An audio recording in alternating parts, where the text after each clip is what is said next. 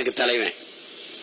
அடிமைப்பட்டு கிடக்கிற என் அன்னை தமிழ் சமூகத்தின் விடுதலைக்கு போராடிய புரட்சியாளன் பிரபாகரன் பயங்கரவாதி, தீவிரவாதி. எப்படி இருக்கு பாருங்க. 1,70,000 இனச்சாவு இவர் ஆட்சி காலத்துல.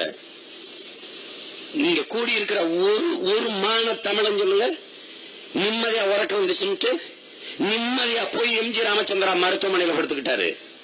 அறுவை சிகிச்சை முதுகுல மல்லாக்கப்படுத்திருந்த ஒரே நோயாளிய முதுகுல அறுவை சிகிச்சை பண்ணி இவர் ஒருத்தர் தான். உலக வரலாற்றுல அமெரிக்கால ஒருத்தன் சொல்றான், வேர்ல்டுல ஃபாஸ்ட் எதுன்ட்டு. அதாவது மிக வேகமாக உண்ணாவிரதம் தொடங்கி உண்ணாவிரதம் முடிச்ச உண்ணாவிரதம் எதுன்னு கேட்கிறான். அவன் தமிழ்நாடு சீஃப் மினிஸ்டர் கருணாநிதி கடைபிடிச்ச உண்ணாவிரதம் தாங்கிறான். காலையில டிஃபன் சாப்பிட்டு போய் மதிய உணவுக்கு வீட்டுக்கு வந்துடுறது உண்ணாவிரதமா? இதுல என்ன கொடுமைன்னு கேளுங்க. பதுங்குழிங்கிற பங்கற்குள்ள இருந்த நம்ம மக்கள் போர் நின்றுச்சுன்னு இவர் சொன்னதுனால வெளியே வந்ததுல 200 பேர் மேல கொண்டு வந்து கொண்டு விட்டான். ஒண்ணும் துரோகம். இவர் ஆட்சி காலத்துல நான் என் தலைவனை சந்திச்சுட்டு திரும்புறேன். வந்த உடனே தலைவர் வந்து சில செய்திகளை அவர்கிட்ட சொல்றாரு. சொல்றதுக்கு நேரம் கேட்கிறேன். அதுக்கு முன்னாடி நான் செல்ல மகன் இப்படி பக்கத்துல உட்கார்ந்து இருப்பேன். அவர் பேனாவை எடுத்து எழுதிட்டு செறி விடுவேன். அவ்வளவு பக்கத்துல இருந்த ஒருத்தனை இவ்வளவு பெரிய எதிரி ஆக்குனாருன்னா எவ்வளவு பெரிய துரோகத்தை செஞ்சிருக்காருன்னு பாருங்க. என் கண்ணு முன்னாடி 2 மாசம்தான் இந்த அன்பு தென்னரசுக்கு தெரியும். இந்த என் மாமன் இருக்கான். நேர என் தலைவன் இருந்து வந்து பெங்களூர் இறங்கி நாகப்பட்டினம் கூட்டத்துல தான் பேசினேன் 2 மணி நேரம். அவரை சந்திக்க எப்ப நேரம் கேட்டாலும் கொடுப்பாரு. நான் பிரபாகரனை சந்திச்சுட்டு வந்துட்டோம்னா தவிர்த்துட்டாரு. அந்த இடைவெளி விரிஞ்சிருச்சு, போர் நெருங்கிருச்சு, தென்னன் சாவு பிரச்சனை அதிகமாயிருச்சு. ஒரு ஓரத்துல கடல் எல்லை மட்டும் தகர்த்து விட சொல்லு. அத்தியாவசிய தேவை அரிசி, பருப்பு, இந்த காயம்பட்ட பிள்ளைகளுக்கு மருந்து, இந்த மண்ணெண்ணெய், டீசல், பெட்ரோல். நாட்டுல மின்சாரம் இல்ல, இதை வச்சுதான் மின்சாரத்தை உற்பத்தி செய்து நான் மக்களுக்கு கொடுக்குறேன். இதை மட்டும் தளர்த்தி விட சொல்லு. தமிழினத்தின் தலைவருங்கிறாரு அப்படின்னா எனக்கும் சேர்த்து அவர் தானே தலைவர். அப்ப நான் கஷ்டப்படுறத அவர் விரும்புறாரா? போய் சொல்லுங்கிறாரு. சொல்றதுக்கு எனக்கு நேரமே தரல. ஆனா நான் இங்க குருவி சேர்த்த மாதிரி ₹1, ₹2, ₹3 சேர்த்து பல லட்சங்களை கொண்டாந்து ரத்த பொட்டலம் வாங்கிட்டு போனா, அன்னைக்கு உளவுத்துறை டிஐஜியா இருந்த சாபர் சேட்டு வாங்கி கீழே ஓட்டு பூட்ஸ் காலால அவ்வளவு ரத்தத்தையும் நசுக்கி சிதைச்சாரா இல்லையா? இது ஐயா கருணாநிதிக்கு தெரியுமா தெரியாதா? அவ்வளவு பிள்ளைகளையும் விரட்டி புடிச்சு அடைச்சு மொத்த பணத்தையும் பறிச்சியலா இல்லையா? இதெல்லாம் நடந்துச்சா இல்லையா? என் தலைவன் சொன்னாரு. என் தலைவன், நான் சத்தியத்தை தான் சொல்லுவேன். சத்தியத்தின் மகன் நான். ஜெயலலிதா ஆட்சியில எல்லாரையும் நம்ம ஆளுகளை உள்ளதுக்கு போட்டாங்களே ஒளி அந்த அம்மா கடற்கரை என்னை கண்டுக்கல. எல்லா பொருளும் எனக்கு வந்துகிட்டு இருந்தது. கருணாநிதி நம்மால முதலமைச்சா வந்துட்டாருன்னு நினைச்சேன், மொத்தமா இழுத்து மூடிட்டாருன்ற ஒரு வார்த்தை சொன்னாரு. கலைஞருக்கு ராஜபக்சே எவ்வளவு தேவலாம்னாரு. அது காரணம் என்ன தெரியுமா சொன்னாரு? அவராவது அவர் இனத்துக்கு உண்மையா இருக்காருன்னு சொன்னாரு. இது கால கொடுமை. மொத்த இனமும் செத்து போச்சு. என் அன்பு சொந்தங்களே, நம்ம இனத்தின் பிணத்தின் மீது நாற்காலியை போட்டு பதவி அனுப்பிச்ச ஒருத்தர் உண்டென்றா அது ஐயா கருணாநிதி தான். பிரபாகரன் செத்துட்டாரு, ஈழப்போர் முடிஞ்சிருச்சுன்னு அறிக்கை வருது, தினத்தந்தியில செய்தி வருது.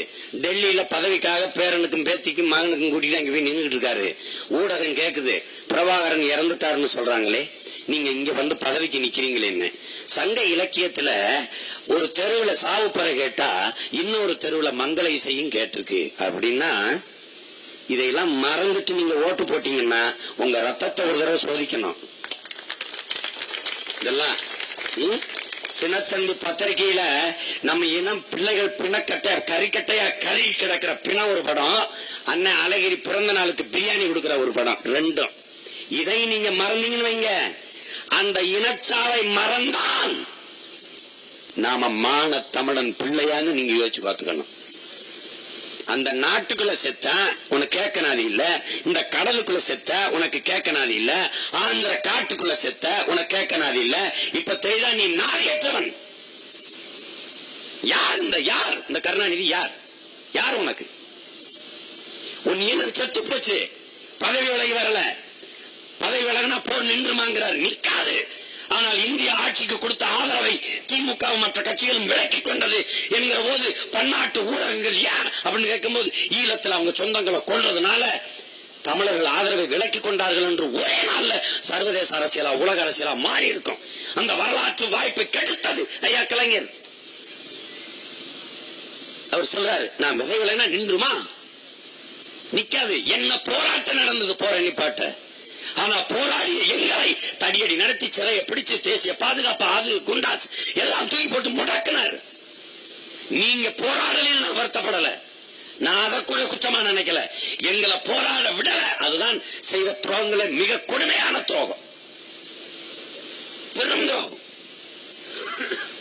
நினைச்சு பாருங்க, ஈழத்துல மே 18 எல்லாம் முடிஞ்சிருச்சுங்கிறான். கரும் புகையா நாட்டை காட்டுறான். கரும் புகை சூழ்ந்துருக்குது. நாடெங்கிலும் பிணம். உலகத்தில் இருக்க ஒவ்வொரு தமிழனும் தன் வீட்டுல இளவு விழுந்த மாதிரி சுத்தமா இருக்கான். இந்த சோகத்தை சொல்றதுக்கு ஒரு நாள் அரசு விடுமுறை அறிவிக்க முடியல. அவருக்கு மனசு வரல ஐயா கலைஞருக்கு. நல்லா கவனத்தில் வச்சுக்கிறீங்க. ஆந்திரால ஹெலிகாப்டர் விபத்துல அந்த நாட்டின் முதலமைச்சர் ராஜசேகர ரெட்டி செத்து போறாரு. அதுக்கு தமிழ்நாடு அரசு ஒரு நாள் விடுமுறை விடுது. அறிவார்ந்த எனது சொந்தங்கள் சிந்திச்சு பார்க்கணும். ராஜசேகர ரெட்டி யாரு? பெருந்தலைவர் காமராஜர் இந்திய நாடு முழுமைக்கும் தலைவனா இருந்தான். இந்த நாட்டை 9 ஆண்டுகள் முதலமைச்சரா இருந்து இந்த நாட்டின் வளர்ச்சிக்கு அரும்பாடாட்டின பெருமகன் செத்தாரு. ஆந்திராவில விடுமுறை விட்டாங்களா? பேரறிஞர் அண்ணா உங்க கட்சியின் நிறுவனர் செத்தாரு. ஆந்திராவில விடுமுறை விட்டாங்களா? உங்க அருமை நண்பர் எம்ஜிஆர் ஆந்திராவில விடுமுறை விடப்பட்டதா? நாளைக்கு நீங்களே செத்தாலும் விடுவானா ஆந்திராவில? ஒருவேளை இனப்பாசத்துல விட்டாலும் விடலாம். ராஜசேகர் ரெட்டி செத்ததுக்கு யாருக்காக விட்டு எதுக்காக விட்டீங்க? பதில் சொல்ல முடியுமா உங்களால? எந்த காங்கிரஸ் கட்சியை கொடி இறக்கி திமுக கொடிய மேல ஏத்துனீங்களோ அந்த திமுக கொடியை காங்கிரஸுக்காக அரக்கம்பத்துல பறக்க விட்டீங்க. நீங்க 3 நாள் பறக்க விட்டுருக்காங்க. அறிவார்ந்த எனது சொந்தங்கள் சிந்திச்சு பார்க்கணும், இந்த அதிகாரம் யாருக்கானதுன்ட்டு. என்ன யாரு இன்னைக்கு அந்த ஈழ பிரச்சனையை பேசுறதுக்கு ஆள் இல்ல. என்ன என் தலைவன் பிரபாகரன் பிழை செஞ்சிட்டான்? என்ன பிழை செஞ்சிட்டான்? எல்லா மொழிவழி தேசியங்களையும் போல என் இனமும் விடுதலை பெற்று உயர்ந்து சிறந்து பெருமையோடு வாழணும்னு போறான்னா ஏன் அவன் என் தலைவன்? ஐயா கலைஞரை போல பெற்ற பிள்ளைகள் எல்லாருக்கும் பதவி கேட்டு அலைஞ்சவன் அல்ல. பெற்ற பிள்ளைகள் அத்தனையும் இன விடுதலை களத்தில் பலியிட்ட தலைவன் என் தலைவன் பிரபாகரன். அதை நீங்க புரிஞ்சுக்கிறணும்.